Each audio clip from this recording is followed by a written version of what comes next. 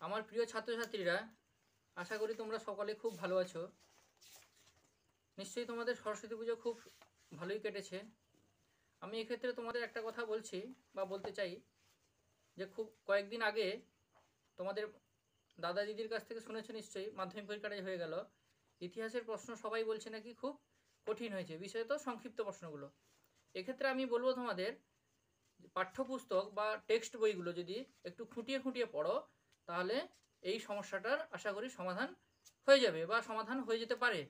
আর এই উদ্দেশ্যে আমি কিছু ভিডিওর মাধ্যমে বা ধারাবাহিকভাবে ভিডিওগুলির মাধ্যমে টেক্সট বইকে কেন্দ্র করে অধ্যায়গুলো খুব খুঁটিয়ে খুঁটিয়ে পড়বো বা পড়াবো, এবং সেই সঙ্গে সঙ্গে কিছু টেক্সট ভিত্তিক প্রশ্ন লিখিয়ে দিয়ে যাবো। তোমরা খাতা কলম নিয়ে প্রশ্নগুলি ধারাবাহিকভাবে লিখে গেলে এবং সেগুলো পড়লে আশা করি এই সমস্যার সমাধান হবে।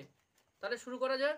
আজকে শুরু করছি সপ্তম শ্রেণীর ইতিহাসের দ্বিতীয় অধ্যায় থেকে। প্রথম অধ্যায় থেকে যেহেতু প্রশ্ন পরীক্ষাতে আসে না বা সিলেবাসে অন্তর্ভুক্ত নেই, তাই দ্বিতীয় অধ্যায় থেকে শুরু করা হচ্ছে। ভারতের রাজনৈতিক ইতিহাসের কয়েকটি ধারা। ভারতের রাজনৈতিক ইতিহাসের কয়েকটি ধারা।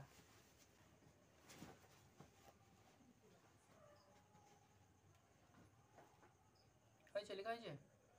আচ্ছা, তোমাদের এখানে পড়তে হবে খ্রিস্টীয় সপ্তম থেকে দ্বাদশ শতাব্দী পর্যন্ত। ঠিক আছে? সবার প্রথম আলোচনা করব প্রাচীন বাংলা সম্পর্কে। হয়েছে? আচ্ছা, আমরা মূলত এই অধ্যায়ে প্রাচীন বাংলার সম্পর্কে আলোচনা করব। আচ্ছা, প্রথমে কিছু ভৌগোলিক অঞ্চল সম্পর্কে দেখে নেব বা জেনে নেব। আচ্ছা, তার আগে জানতে হবে এই বাংলার নামটি কিভাবে এলো বা সবার প্রথম কোথায় এই নামটির উল্লেখ ছিল। প্রাচীন বাংলার তখন এই বাংলা বলে কোনো নাম ছিল না, কিন্তু প্রথম নাম ছিল কি না বঙ্গ। বঙ্গ থেকে বাংলা, পরবর্তীকালে বাংলাদেশ ও পশ্চিমবঙ্গ এইভাবে নানা নাম নিয়ে রূপান্তরিত হয়েছে। আচ্ছা, এখান থেকে লিখো, বঙ্গ নামটির প্রথম উল্লেখ কোথায় পাওয়া যায়? বঙ্গ নামটির প্রথম উল্লেখ কোথায় পাওয়া যায়?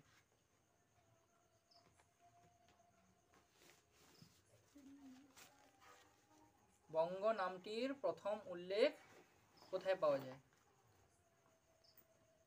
উত্তর লেখা। সর্বপ্রথম বঙ্গ নামটির প্রথম উল্লেখ পাওয়া যায় ঋগ্বেদের ঐতরেয় আরণ্যকে। বঙ্গ নামটির প্রথম উল্লেখ পাওয়া যায় ঋগ্বেদের ঐতরেয় আরণ্যকে। ঐকার ত রয়কার অন্ত্যস্ত, ঐতরেয় আরণ্যকে।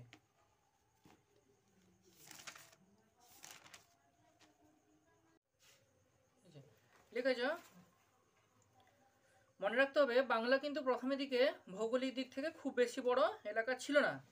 প্রাচীন বাংলার জনপদগুলির মধ্যে বঙ্গ ছিল একটি বিভাগ মাত্র।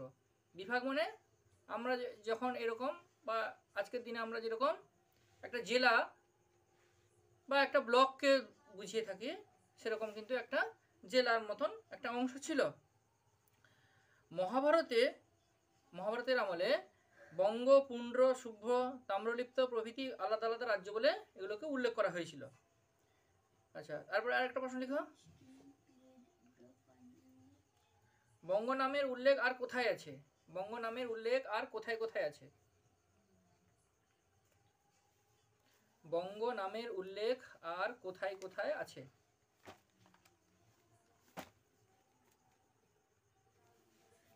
বঙ্গ নামের উল্লেখ আর কোথায় কোথায় আছে? উত্তর লিখো। কৌটিল্যের অর্থশাস্ত্র, কৌটিল্যের অর্থশাস্ত্র,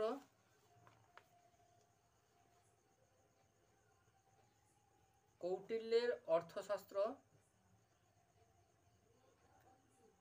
আচ্ছা, তোমাদের এখানে একটু বলে নেই যে অর্থশাস্ত্র, কৌটিল্যের লেখা অর্থশাস্ত্র বইটি কিন্তু কোনো অর্থনীতি বিষয়ক নয়। এটা একটি রাজনৈতিক বিষয়ক গ্রন্থ, যেগুলো তোমরা বড় হলে পরবর্তীকালে এই সম্পর্কে আরও আলোচনা করব বা আলোচনায় তোমরা পড়বে, জানবে। এটা শুধুমাত্র মনে রাখবে এটা হচ্ছে একটি রাজনৈতিক বিষয়ক বই। আচ্ছা, এছাড়াও কমা দিয়ে লিখো, এছাড়াও কালিদাসের রঘুবংশম,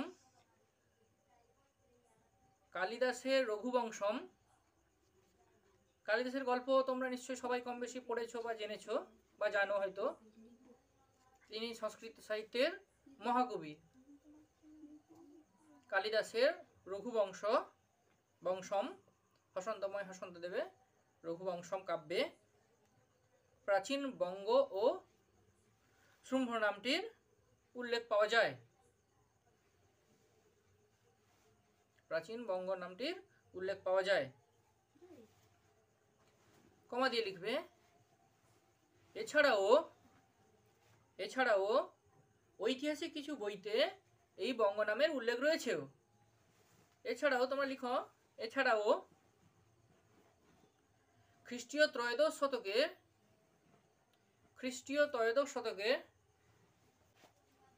খ্রিস্টাব্দ আর খ্রিস্টপূর্বাব্দ কি তোমরা ক্লাস 6-এ পড়েছো এটা, যে খ্রিস্টপূর্বাব্দ মানে যীশু খ্রিস্টের জন্মের আগের সময়কে বলা হয়ে থাকে, আর খ্রিস্টাব্দ হচ্ছে যীশু খ্রিস্টের জন্মের পরের সময়কে। আচ্ছা লিখো তোমরা, খ্রিস্টীয় ত্রয়োদশ শতকের বিখ্যাত ঐতিহাসিক মিনহাজ উদ্দিন সিরাজের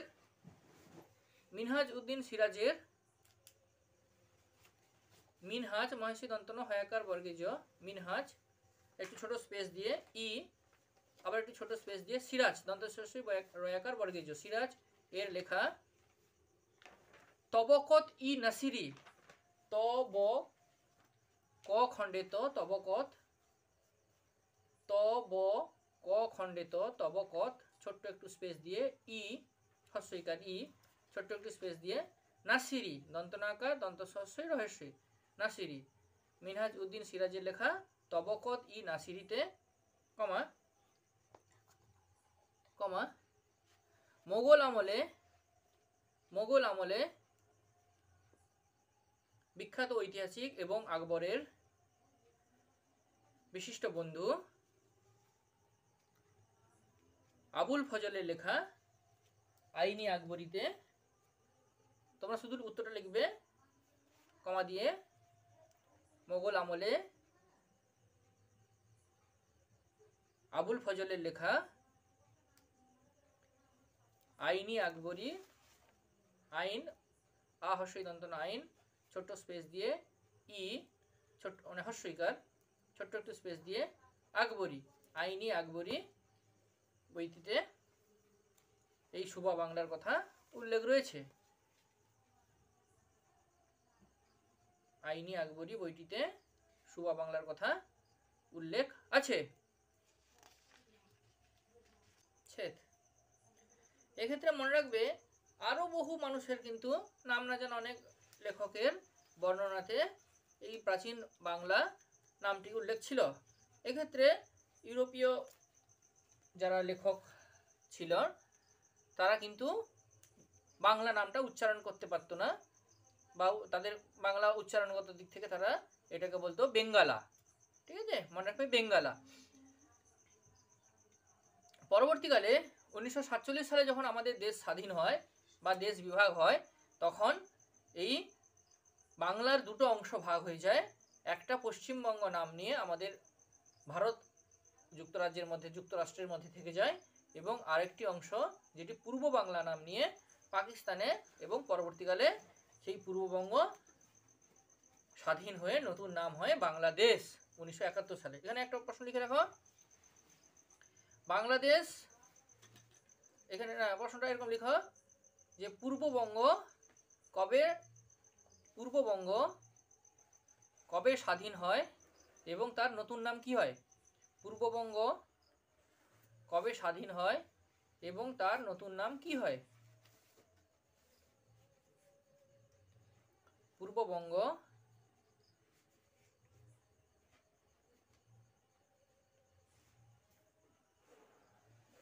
উত্তর লিখো 1971 সালে পূর্ববঙ্গ 1971 সালে পূর্ববঙ্গ বাংলাদেশ নাম নিয়ে নতুন রাষ্ট্র হিসেবে আত্মপ্রকাশ করে। বাংলাদেশ নাম নিয়ে আত্মপ্রকাশ করে।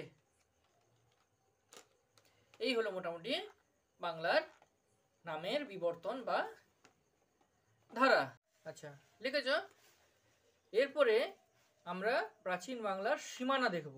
ঠিক আছে, আমরা এখনকার দিনেও এই জিনিসটা কিন্তু অনেকটাই মিল আছে তখনকার সঙ্গে, যে সাধারণত সীমানা বিশেষত রাজ্য বা দেশ, আন্তর্জাতিক সীমানার ক্ষেত্রে, যেটা দেশের ক্ষেত্রে এই জলপথকে কেন্দ্র করে কিন্তু সীমানা নির্ধারণ করা হয়ে থাকে।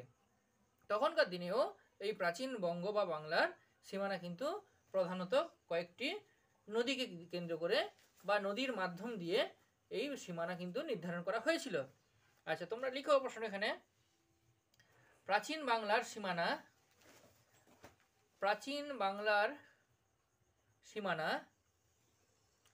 কোন কোন নদী দিয়ে তৈরি করা হয়েছিল?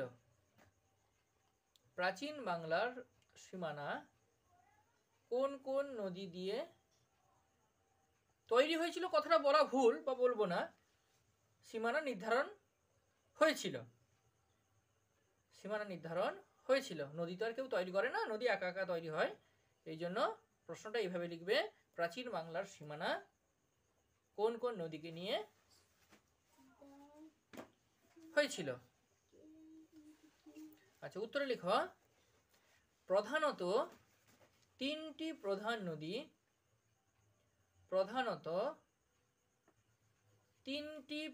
নদী, নদীগুলো কি কি? ভাগীরথী, পদ্মা ও মেঘনা। ভাগীরথী, পদ্মা ও মেঘনা এই তিনটি নদীকে নিয়ে, প্রধানত ভাগীরথী, পদ্মা ও মেঘনা এই তিনটি নদীকে নিয়ে প্রাচীন বঙ্গ বা বাংলা সীমানা হয়েছিল, তৈরি করা হয়েছিল। আর যে বাংলার তখন বিভিন্ন সময় বিভিন্ন শাসক তো রাজত্ব করেছে, তাহলে বিভিন্ন সময়ে যে যে শাসকেরা রাজত্ব করেছে সেইভাবে কিন্তু সীমানার পরিবর্তিত বা মডিফিকেশন হয়েছে, এটা আমরা ধরে নিতে পারি। আচ্ছা, এরপরে প্রশ্ন লিখো, সেই সময়ের, অর্থাৎ প্রশ্নটা এইভাবে লিখো, প্রাচীন বাংলার প্রধান প্রধান অঞ্চলগুলো কি কি ছিল? প্রাচীন বাংলার প্রধান অঞ্চলগুলো কি ছিল বা কি কি ছিল? প্রাচীন বাংলার প্রধান অঞ্চলগুলো কি ছিল?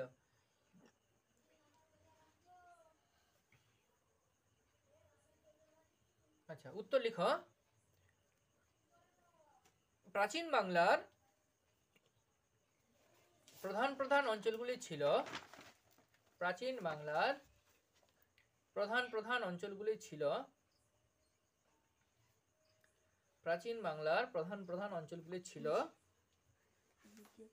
ছিল পুন্ড্রবর্ধন, বরেন্দ্র। আচ্ছা, এখানে তোমাদের একটা কথা বলে নেই, উত্তর লেখার সুবিধার জন্য তোমরা পাঠ্যপুস্তকের বা টেক্সট বইয়ের পৃষ্ঠা কিন্তু খুলে রাখবে, তাহলে তোমাদের বানান বা অন্যান্য জিনিসগুলো দেখে লিখতে সুবিধা হবে। আর ভিডিওতে যদি তোমাদের লেখার অসুবিধা হয় তাহলে কিন্তু যেখানে অসুবিধা হবে সেখানে পজ করে কিন্তু উত্তরটা লিখে নিতে পারো। হয়তো ভিডিও রেকর্ডিংয়ের সুবিধার জন্য একটু তাড়াতাড়ি হয়তো হয়ে যেতে পারে, যেটা লেখার সঙ্গে হয়তো এতটা তাড়াতাড়ি তোমরা হয়তো লিখতে নাও পারতে পারো, সেই জন্য যেখানে একটু অসুবিধা হবে ভিডিওটা একটু পজ করে নেবে। আচ্ছা, এই উত্তরগুলো কিন্তু পৃষ্ঠার 8 নম্বর পৃষ্ঠার বইয়ের, পশ্চিমবঙ্গ সরকারের যে সরকারি বই আছে সেই বইয়ের 8 নম্বর পৃষ্ঠায় রয়েছে। আচ্ছা, উত্তরে লিখবে, পুন্ড্রবর্ধন, বরেন্দ্র, বঙ্গ, বঙ্গাল, রাঢ়, শুম্ভ্র, গৌড়, সমতট ও হরিকেল।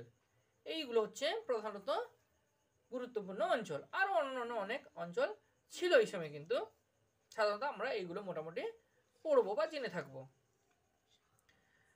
আবার এখানে একটু কথা বলে নেই যে এই সমস্ত যে প্রধান প্রধান অঞ্চলগুলো বললাম, এগুলো সাধারণত অনেক ক্ষেত্রেই প্রাচীন বা সেই সময়কার গোষ্ঠীর নাম অনুসারে কিন্তু হয়েছিল। ঠিক আছে, এটা কিন্তু আমাদের একটু খেয়াল রাখতে হবে। প্রাচীন গোষ্ঠীর নাম অনুসারে কিন্তু এই অঞ্চলগুলোর নাম হয়েছিল। শুধুই বাংলার ক্ষেত্রে নয়, বিভিন্ন ক্ষেত্রে আমরাও দেখতে পাবো যে ওখানকার স্থায়ী আদিবাসী বা গোষ্ঠীদের নাম অনুসারে কিন্তু নামকরণগুলো হয়েছিল। আচ্ছা, এইবার আমরা পড়ব পুণ্ড্রবর্ধন সম্পর্কে, বা পুণ্ড্রবর্ধন কি, কেন, কিভাবে ছিল, বা এখানকার গুরুত্বপূর্ণ জিনিস বা বৈশিষ্ট্য কি, এগুলো আমরা একটু চোখ বুলিয়ে নিব। আচ্ছা, এখানে একটা প্রশ্ন লিখে রাখো। এই যে বললাম যে বাংলার বা বঙ্গ, প্রাচীন বঙ্গের গুরুত্বপূর্ণ বা প্রধান প্রধান অঞ্চলগুলো, তার মধ্যে এই পুণ্ড্রবর্ধন ছিল সবচেয়ে বড়। আচ্ছা, এখানে প্রশ্নটা লিখো, প্রাচীন বাংলার অঞ্চলগুলির মধ্যে, প্রাচীন বাংলার অঞ্চলগুলির মধ্যে সবচেয়ে বড় বা বৃহত্তম কোনটি ছিল? সবচেয়ে বড় বা বৃহত্তম কোনটি ছিল? উত্তর হবে পুণ্ড্রবর্ধন। উত্তর হবে পুণ্ড্রবর্ধন।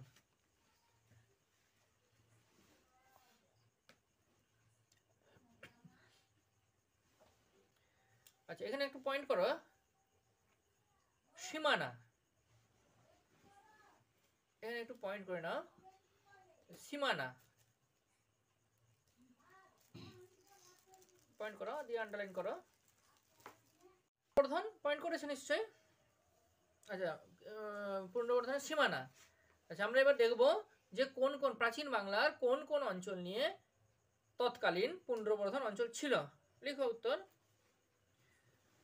পুণ্ড্রবর্ধন পৃষ্ঠার 8 নম্বর পৃষ্ঠায় পুণ্ড্রবর্ধন যে পয়েন্টটা আছে সেখানেই আছে পশ্চিমবঙ্গ। উত্তর লিখো, পশ্চিমবঙ্গ এবং বাংলাদেশের দিনাজপুর, পশ্চিমবঙ্গ এবং বাংলাদেশের দিনাজপুর, মানে আজকের বাংলাদেশের দিনাজপুর, কমা বগুড়া, কমা কমা দিয়ে লিখে যাবে পরপর, রাজশাহী এবং পাবনা অঞ্চল জুড়ে ছিল তৎকালীন পুণ্ড্রবর্ধন অঞ্চল। তবে এক সময় শ্রীহট্ট, মানে বাংলাদেশে যেটা আজকের সিলেট, সেইটা কিন্তু এর মধ্যেও ছিল। আবার গুপ্ত যুগেও কিন্তু এই পুণ্ড্রবর্ধনের উল্লেখ রয়েছে। এই গুপ্ত যুগে পুণ্ড্রবর্ধন অঞ্চলটি একটি ভুক্তি বা প্রদেশ হিসেবে কিন্তু পরিচিত ছিল। বুঝতে পেরেছো তোমরা সবাই? আচ্ছা, এরপরে একটি অন্যতম গুরুত্বপূর্ণ অঞ্চল বরেন্দ্র। আচ্ছা, এখানে একটা প্রশ্ন লিখে রাখো, প্রাচীন বাংলার কোন কোন নদীর মধ্যের এলাকা, প্রাচীন বাংলার কোন কোন নদীর মধ্যেকার এলাকা, প্রাচীন বাংলার কোন কোন নদীর মধ্যেকার এলাকা বরেন্দ্র নামে পরিচিত ছিল? প্রাচীন বাংলার কোন কোন নদীর মধ্যেকার এলাকা বরেন্দ্র নামে পরিচিত ছিল? পৃষ্ঠায় বরেন্দ্র, বই 8 নম্বর পৃষ্ঠায় বরেন্দ্র যে পয়েন্ট আছে ওখানেই রয়েছে। উত্তরটা তোমরা লিখে নেবে, লিখে নাও। ভাগীরথী ও করতোয়া নদীর, ভাগীরথী ও করতোয়া নদীর মধ্যেকার এলাকা, ভাগীরথী এবং করতোয়া নদীর মধ্যেকার এলাকা বরেন্দ্র নামে পরিচিত ছিল।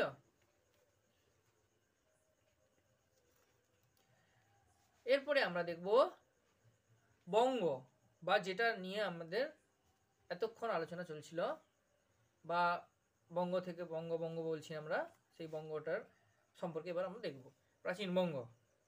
আচ্ছা, এখানে লিখে রাখা, প্রাচীনকালে বঙ্গ বলতে, প্রাচীনকালে বঙ্গ বলতে কোন এলাকাটাকে বোঝানো হতো? প্রাচীনকালে বঙ্গ বলতে কোন এলাকাটাকে বোঝানো হতো? প্রাচীনকালে বঙ্গ বলতে কোন এলাকাটাকে বোঝানো হতো? উত্তর লিখো, প্রাচীনকালে বঙ্গ বলতে পদ্মা ও ভাগীরথী নদীর, বইতে আছে উত্তর, ভিডিওটা পজ করে তোমরা উত্তর লিখে নিবে। প্রাচীনকালে পদ্মা ও ভাগীরথী নদীর মধ্যেকার যে ত্রিভুজ আকৃতি অংশটা, বা যেটা আজকের বদ্বীপ সুন্দরবন বদ্বীপ এলাকা, ওটাই ছিল তখনকার দিনের প্রাচীন বঙ্গ। আরো বলা যেতে পারে সম্ভবত ভাগীরথীর পশ্চিম পাড়ের অংশটা এর মধ্যে ছিল।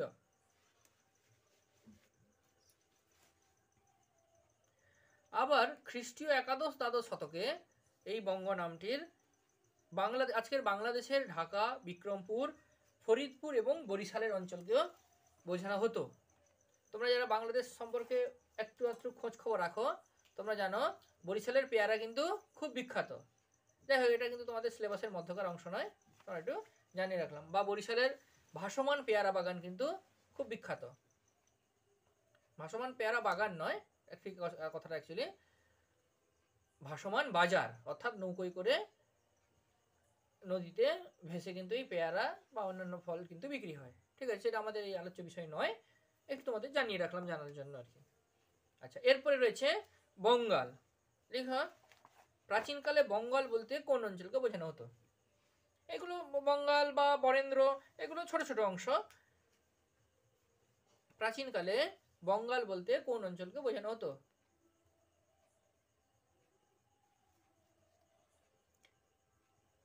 প্রাচীনকালে বঙ্গাল বলতে কোন অঞ্চলকে বোঝানো হতো? উত্তর লিখে নাও, বা উত্তরটা এখানে আছে 9 নম্বর পৃষ্ঠায়। প্রাচীনকালে বঙ্গাল বলতে দক্ষিণ সীমানাবর্তী বঙ্গোপসাগরের উপকূল অঞ্চলকে বোঝানো হতো। দক্ষিণবঙ্গের বা দক্ষিণ সীমান্তবর্তী বঙ্গোপসাগরের উপকূল অঞ্চলকে বোঝানো হতো। বইতে এখানে উত্তর আছে, ভিডিওটা পজ করে তোমরা লিখে নিবে। আচ্ছা, এরপরে অংশ হচ্ছে গিয়ে রাঢ় শুম্র। প্রাচীনকালে রাঢ় শুম্র দুটো ভাগ ছিল, মনে রাখতে হবে। দুটো ভাগে থেকে ভাগ করা হয়েছিল। একটা উত্তরের অংশ স্বাভাবিকভাবে উত্তর রাঢ় এবং দক্ষিণের অংশকে স্বাভাবিকভাবে দক্ষিণ রাঢ় বলা হতো। আবার জৈনদের, এখানে লেখা প্রশ্ন লেখা, জৈনদের মতে এই দুটো ভাগের নাম কি ছিল? জৈনদের মতে এই উত্তর রাঢ় আর দক্ষিণ রাঢ়র নাম কি ছিল? জৈনদের মতে এই উত্তর রাঢ় ও দক্ষিণ রাঢ় এর নাম কি ছিল? উত্তর লিখে নাও। উত্তর আছে এখানে, দেখতে পাচ্ছ বন্ধনীর মধ্যে লেখা আছে। উত্তর রাঢ়ের নাম ছিল বজ্রভূমি। উত্তরে লিখ, উত্তর রাঢ়ের অংশ বা উত্তর রাঢ় অংশটির নাম ছিল বজ্রভূমি, এবং দক্ষিণ রাঢ় যে অংশটির নাম ছিল শুম্রভূমি। ভিডিওটা পজ করে তোমরা তুলে নাও। আচ্ছা, এখানে আরেকটা প্রশ্ন লিখে রাখো, এই যে রাঢ় বলা হচ্ছে উত্তর রাঢ় দক্ষিণ রাঢ়, এর সীমানা কি ছিল? প্রশ্নটা লিখো এইভাবে যে উত্তর রাঢ় ও দক্ষিণ রাঢ়র সীমানা কোন নদীকে কেন্দ্র করে উত্তর রাঢ় দক্ষিণ রাঢ় ভাগ করা হয়েছিল? বা প্রশ্নটা এইভাবে লিখো ভালোভাবে, কোন নদীকে সীমানা চিহ্নিত করে এই উত্তর রাঢ় আর দক্ষিণ রাঢ় ভাগ করা হয়েছিল? প্রশ্নটা এইভাবে লিখবে, কোন নদীকে চিহ্নিত করে এই উত্তর রাঢ় ও দক্ষিণ রাঢ় অংশটি ভাগ করা হয়েছিল? উত্তরটা হবে, আচ্ছা লিখেছ।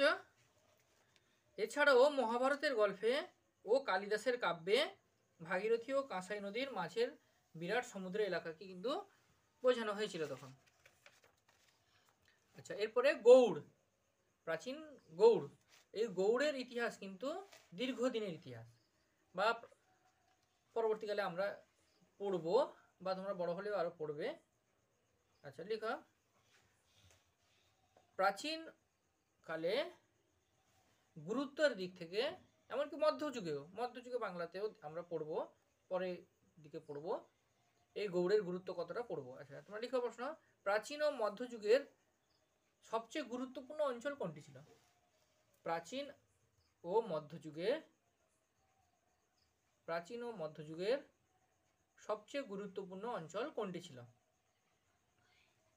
উত্তর হবে গৌড়।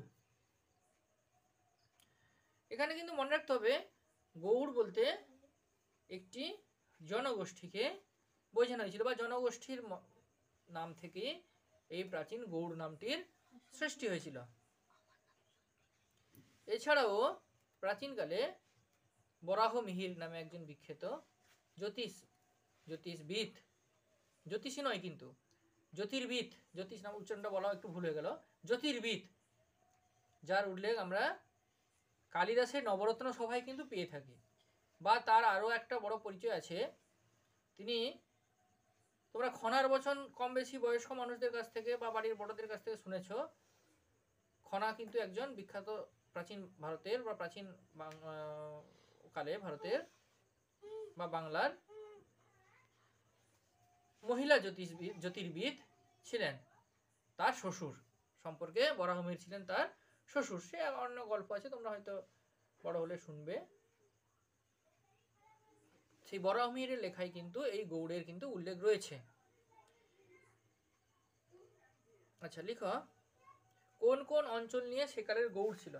কোন কোন অঞ্চল নিয়ে সেকালের গৌড় ছিল বা গৌড় অঞ্চলটি ছিল? কোন কোন অঞ্চল নিয়ে, কোন কোন জায়গা নিয়ে তৎকালীন গৌড় ছিল? তো লিখা মুর্শিদাবাদ, উত্তরটা 10 পৃষ্ঠায়, 10 নম্বর পৃষ্ঠায় রয়েছে। মুর্শিদাবাদ কমা কমা লিখবে, বীরভূম এবং বর্ধমান জেলার পশ্চিম অংশ নিয়ে প্রাচীন গৌড় অবস্থিত ছিল।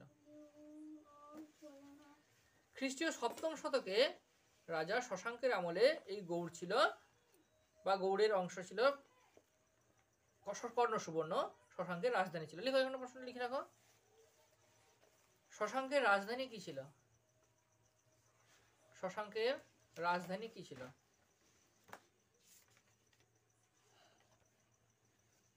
শশাঙ্কের রাজধানী ছিল কর্ণ সুবর্ণ। শশাঙ্কের রাজধানী ছিল কর্ণ সুবর্ণ বা কাংসনাও বলা হয়ে থাকে।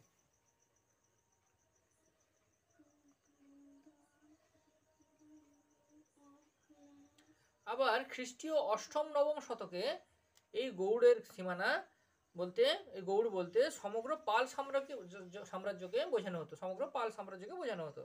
আচ্ছা, এরপর হচ্ছে সমতট। তোমরা এখানে আছে বইতে দেখতে পারো 10 নম্বর পৃষ্ঠায় সমতট। লিখো, প্রশ্ন লিখো, প্রাচীন সমতট এর সীমানা কি ছিল? প্রাচীন সমতটের সীমানা কি ছিল?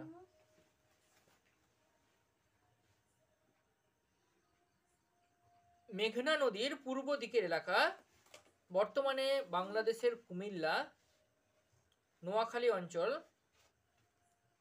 অঞ্চলের সমভূমিকে কেন্দ্র করে প্রাচীন সমতট অবস্থিত ছিল।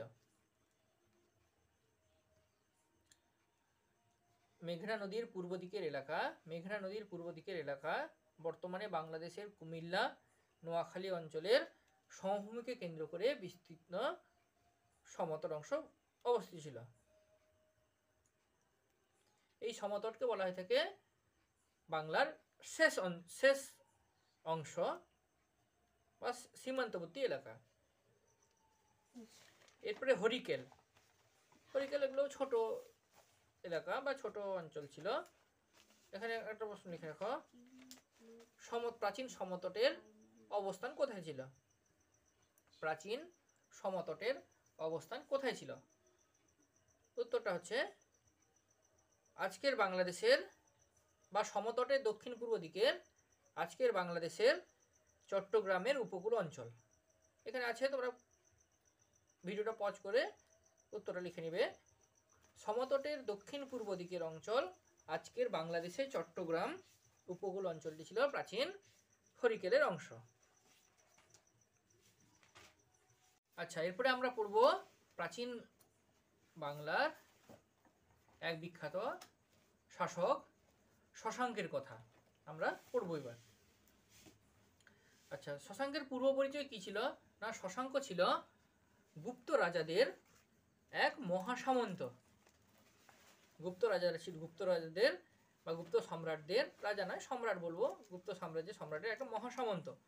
606 থেকে 607 খ্রিস্টাব্দের কিছুকাল আগে তিনি গৌড়ের শাসক হয়েছিলেন। আচ্ছা, প্রশ্নটা লেখো এখানে, তোমরা প্রশ্নটা লেখো। শশাঙ্ক কবে গৌড়ের শাসক হন? শশাঙ্ক কবে গৌড়ের শাসক হন? শশাঙ্ক কবে গৌড়ের শাসক হন?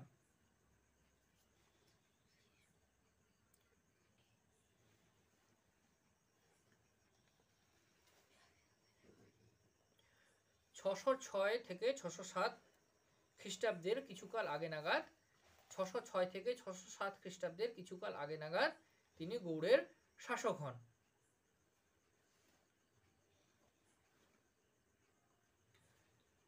তার মানে কি শুধুমাত্র মানে শশাঙ্কের আমলেই কি গৌড়ের উত্থান ঘটেছিল? না, শশাঙ্কের আমলের প্রায় অর্ধ শতাব্দী অর্থাৎ 60-70 বছর আগে থেকে কিন্তু গৌড়ের উত্থান ঘটেছিল, কিন্তু পরিপূর্ণ রাষ্ট্রীয় শক্তি হিসেবে বা সমৃদ্ধির শিখরে উঠেছিল গৌড় কিন্তু এই শশাঙ্কের আমলে বা শশাঙ্কের হাত ধরেই।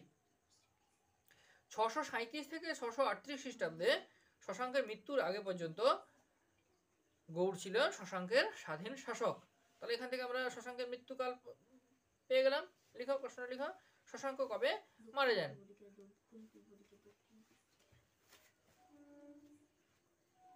শশাঙ্ক কবে মারা যান? 637 খ্রিস্টাব্দে। 637 খ্রিস্টাব্দে শশাঙ্ক মারা যান।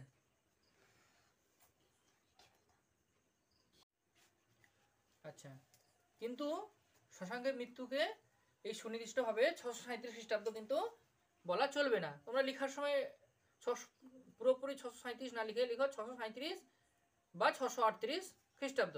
লেখা উত্তরটা একটু কালেকশন করে লিখে নাও। 637 বা 638 খ্রিস্টাব্দে শশাঙ্কের মৃত্যু কিভাবে হয়েছিল বা সুনির্দিষ্ট তারিখ কিন্তু আজও পাওয়া যায়নি বা জানতে পারা যায় না। আচ্ছা, শশাঙ্কের রাজধানী কি ছিল? প্রশ্নটা যদিও আমি আগে বলে দিয়েছি বা আগে লিখে নিয়েছো। শশাঙ্কের রাজধানী ছিল কর্ণ সুবর্ণ বা কাংসনা।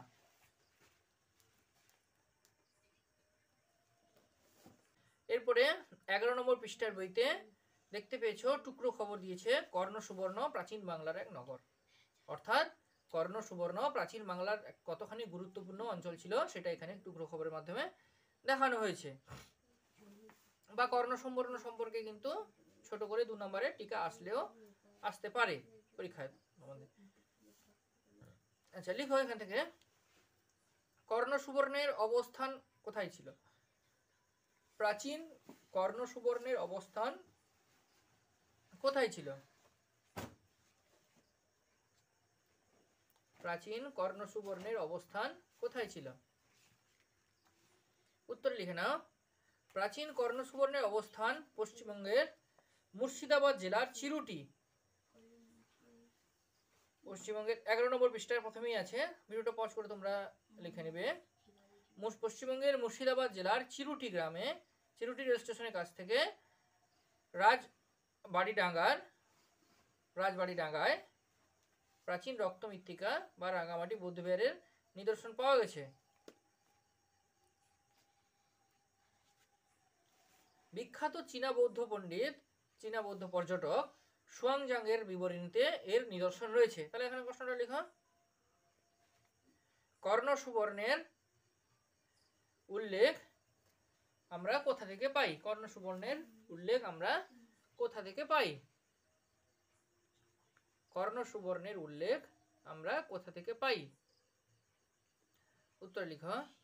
বিখ্যাত চীনা বৌদ্ধ পর্যটক সুয়াংজাংয়ের লেখা বিবরণী থেকে এই কর্ণ সুবর্ণের প্রাচীন নাম ছিল রক্ত মৃত্তিকা বা রাঙ্গামাটি পাই আমরা। আচ্ছা, এখান থেকে আর একটা ছোট প্রশ্ন আছে। চীনা ভাষায় এই বৌদ্ধ বিহারের নাম কি ছিল? অর্থাৎ কর্ণ সুবর্ণে যে বৌদ্ধ বিহারের কথা বলা হচ্ছে সেটির প্রাচীন নাম কি ছিল? প্রাচীন চীনা ভাষায়, প্রশ্নটা এভাবে লিখো, চীনা ভাষায় এই বৌদ্ধ বিহারের নাম কি ছিল? চীনা ভাষায় এই বৌদ্ধ বিহারের নাম কি ছিল?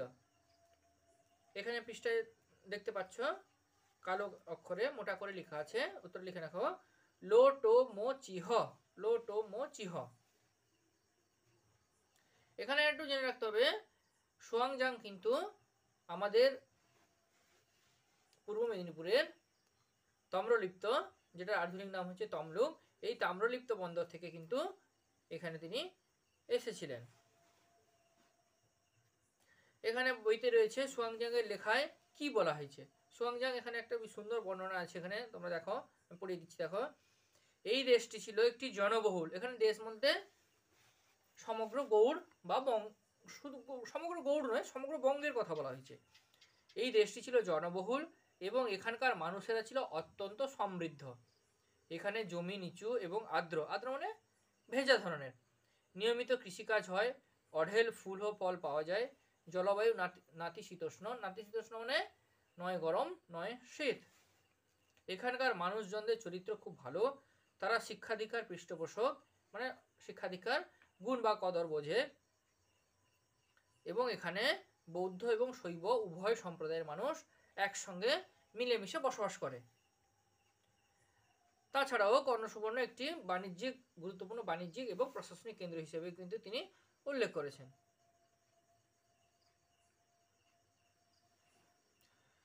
পরে শশাঙ্কের মৃত্যুর পরে এই কর্ণসুবর্ণ বা গৌড়ের এত রমরমা অর্থাৎ এত সমৃদ্ধি কিন্তু ধীরে ধীরে ম্লান হতে থাকে। পরবর্তীকালে কামরূপের রাজা ভাস্কর বর্মার রাজধানী কিছুকাল এটি ছিল এবং সময়ের সঙ্গে সঙ্গে বিলীন হয়ে যায় বা বিশেষ কিছু ইতিহাস আর জানতে পাওয়া যায় না। শশাঙ্কের এই গৌড়ের সঙ্গে সঙ্গেই একটা প্রশ্ন পারস্পরিক আলোচনায় চলে আসে, তৎকালীন উত্তর ভারতের বিখ্যাত রাজা হর্ষবর্ধন, যার উপাধি ছিল সকল উত্তর পথনাথ। এখন আচ্ছা, এখানে এই প্রশ্নটা লিখে রাখো, সকল উত্তর পথনাথ উপাধিটি কার ছিল? প্রশ্ন লিখে রাখো, সকল উত্তর পথনাথ উপাধিটি কার ছিল? উত্তর লিখে রাখো হর্ষবর্ধন। উত্তর লিখো হর্ষবর্ধন। এই হর্ষবর্ধন কিন্তু শশাঙ্ককে পরাজিত করতে পারেনি।